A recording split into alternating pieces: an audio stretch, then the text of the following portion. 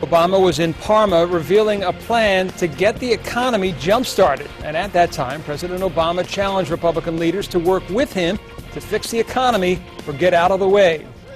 Sound familiar? Today, a year later, it seems much the same. And for months, the presidential candidates, Republicans, and even some Democrats have expressed their impatience for the lack of a detailed jobs plan from the White House. Well, tonight, the president will answer those critics as well as the millions of Americans who are looking for work. Lisa Desjardins is live in Washington with more on this. Lisa, so what are you hearing from the White House about tonight's speech? John, big night, huh? We are hearing that the president will propose more than $400 billion in spending. Now, they also say he will propose how to pay for all of that, probably with some broad ideas about raising taxes on the wealthy and maybe cutting loopholes in taxes. But the big number, guys, is $400 billion in spending.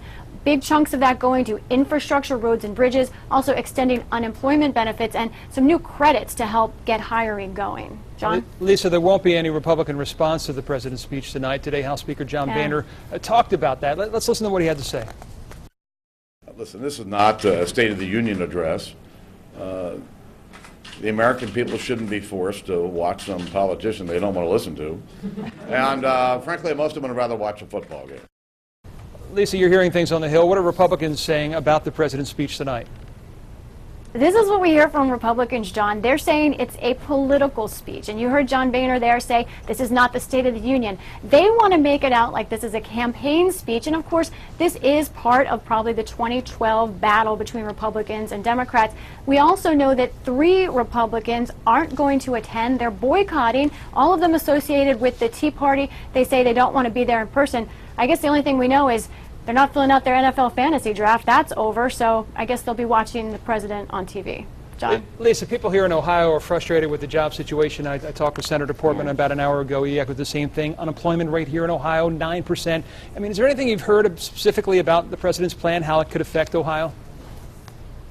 Right, and as you've been reporting, I think the president's going to point to Ohio in the speech. We know we've got a 3rd grade teacher from downtown who will be sitting in the president's box, also CEO of a business in Kent. And those 2 things are important because the president's going to talk about trying to bring back or avoid layoffs for teachers specifically. And of course, we all know what Cleveland's been going through in the last year, especially the last few months when it comes to teachers. That's going to be big in the president's speech. Same with infrastructure and trying to keep businesses going. That's why we're going to see a CEO from Kent. And how about it, an elementary teacher from downtown Cleveland sitting in the president's box tonight. And how what he says resonates here in Cleveland and Ohio, of course, big in 2012, the bellwether state that we are. Lisa Desjardins, thank you very much for talking to us from Washington tonight.